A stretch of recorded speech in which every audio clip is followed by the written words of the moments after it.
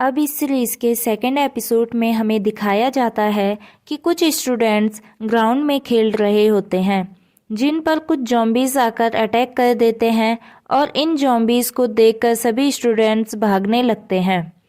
इसके बाद हमें प्रिंसिपल का ऑफिस दिखाया जाता है जहां इन स्कूल का प्रिंसिपल एक स्टाफ मीटिंग बुलाते हैं और सभी टीचर्स पर इस बात पर गुस्सा कर रहे होते हैं कि ये जॉम्बी वाली बात न्यूज़ तक कैसे चली गई और ऐसा नहीं होना चाहिए था। उनका कहना था कि स्कूल में जो कुछ भी प्रॉब्लम होता है उसे स्कूल तक ही रखना चाहिए और स्टूडेंट्स को उनकी क्लास में लाने के लिए सभी टीचर्स को कहते हैं। लेकिन एक टीचर पाक सुनहुआ इस बात से सहमत नहीं थी और वह ब्रॉडकास्टिंग रूम में एक इमरजेंसी अनाउंसमेंट करने के लिए चली जाती है।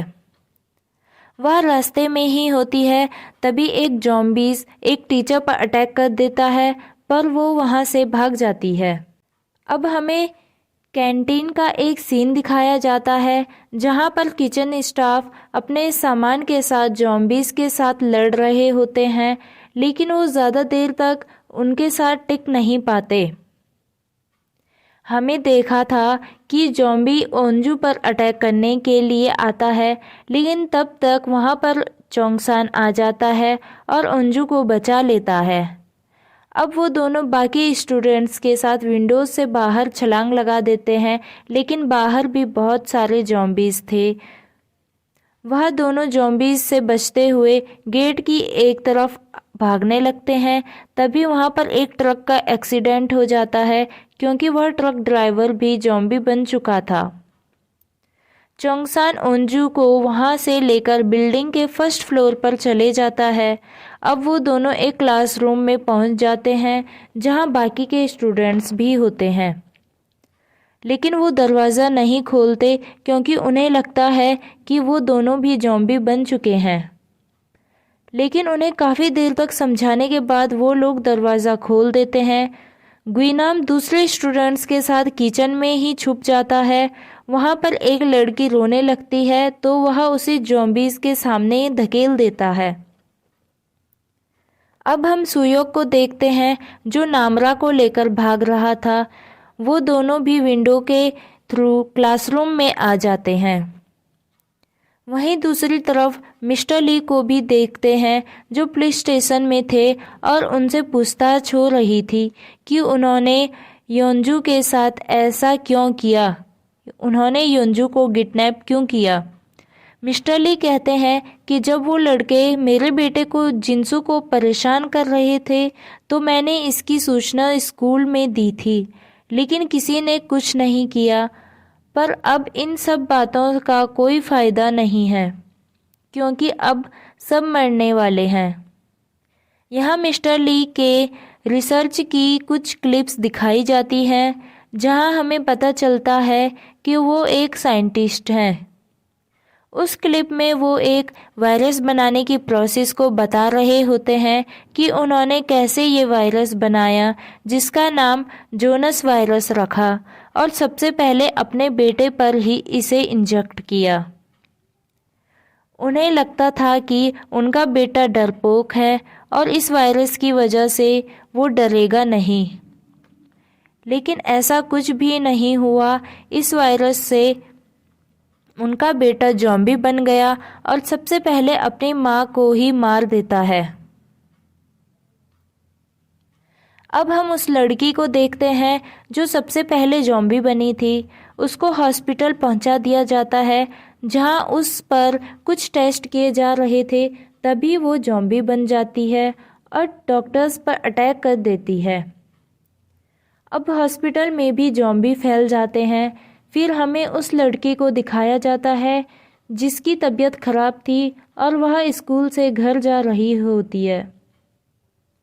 तभी वहाँ से एक बस गुजरती है जिस पर तीरंदाजी बच्चों की टीम बैठी थी जो स्कूल की तरफ जा रही थी। जैसे ही बस स्कूल के गेट पर पहुँचती है वह जॉम्बी से टकरा जाती है और सभी वहाँ का माहौल देखकर चौंक जाते हैं। दूसरी तरफ स्कूल में बंद स्टूडेंट्स फ़ोन ढूंढ रहे होते हैं ताकि वो फ़ोन की हेल्प से किसी को इस सिचुएशन की खबर दे सकें।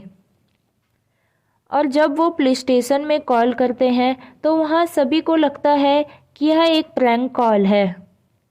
तभी उन्हें हॉस्पिटल से भी एक कॉल आती है कि हॉस्पिटल में ज़ॉम्बी फैल गए हैं।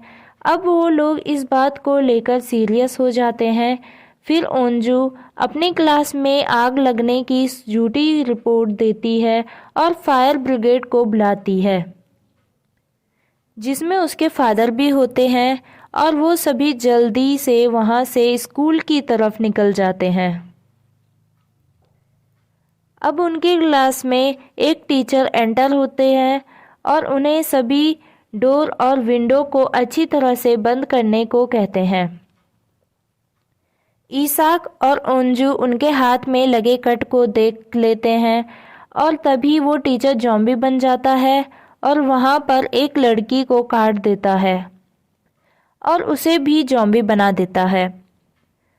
यहाँ पर सभी स्टूडेंट्स उस टीचर को यानी ज़ॉम्बी के साथ बहुत ज़्यादा फाइट कर देते हैं। इसके बाद वो इस टीचर को उस रूम में ही बंद करके चले जाते हैं। और अब यहाँ से निकलकर स्टूडेंट्स लैब की तरफ भाग रहे होते हैं। सुयोक ज़ॉम्बी को मारता हुआ सभी स्टूडेंट्स के साथ आगे बढ़ रहा होता है। वह एक अच्छा फाइटर है। लड़ाई के दौरान सुयोक अपने ग्रुप से अलग हो जाता है और दूसरी क्लास में छिप जाता है। अब वो सभी लैब तक पहुंच जाते हैं लेकिन वहां लॉक लगा होता है। अब ओंजू लॉक तोड़ती है और बाकी के स्टूडेंट्स ज़ॉम्बी को रोकने की कोशिश कर रहे होते हैं। लैब में पहुंचने के बाद ये लोग लैब के सभी विंडो और डोर को बंद कर देते हैं। ओंजू देखती है कि सुयोक वहां नहीं है और उसे लगता है कि वह भी अब तक ज़ॉम्बी बन गया होगा। अब हम वॉशरूम में एक लड़की को देखते हैं जो ज़ॉम्बी से ही वहां छुपी हुई होती है, जिसका नाम यो जुन सॉन्ग है। और उसके साथ वाले वॉशरूम में एक लड़का ली हारिम और एक लड़की पाक मी जिन छिपी होती है। पाक मी जिन इन्फेक्टेड होती है पर हारिम को इस बात का पता नहीं होता है।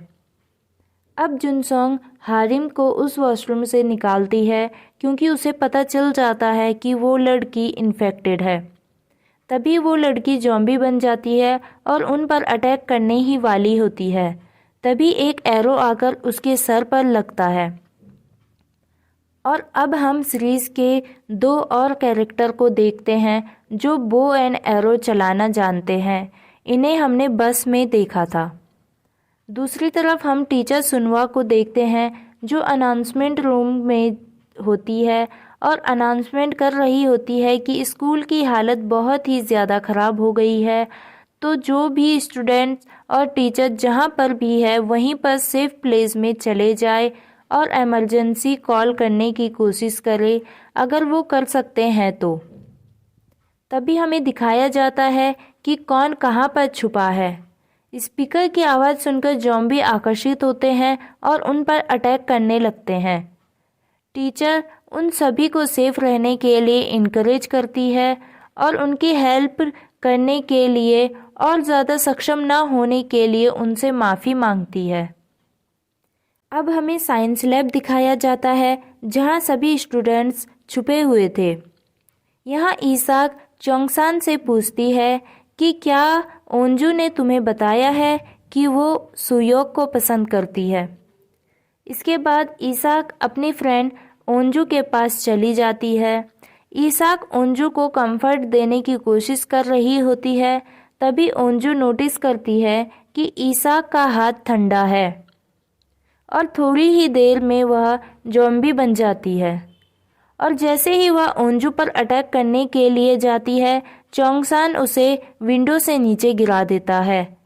ईसाक ओंजू की सबसे अच्छी दोस्त थी और वो विंडो से उसका हाथ पकड़कर उसे गिरने से बचाने की कोशिश करती है, लेकिन चोंगसान ओंजू का हाथ छुड़वा देता है और ईसाक नीचे गिर जाती है।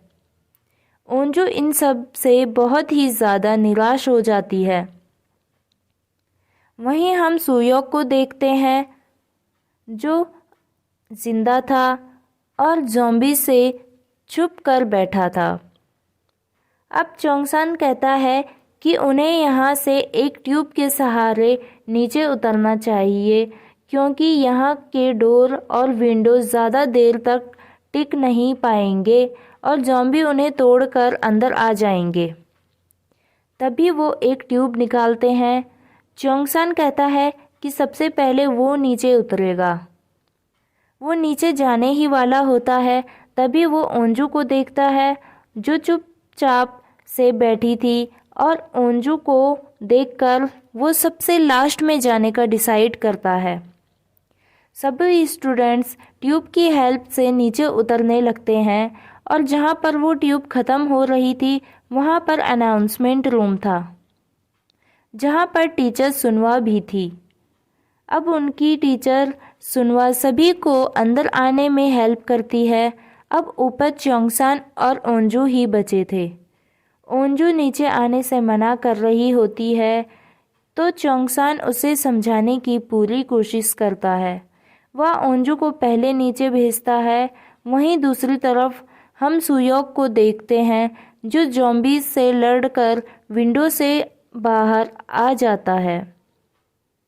अब जैसे ही ओंजू नीचे जाती है तभी बहुत सारे ज़ॉम्बीज़ डोर तोड़कर अंदर आ जाते हैं और वो चोंगसान को लेकर विंडो से नीचे गिरने लगते हैं और ये एपिसोड यहीं पर एंड हो जाता है।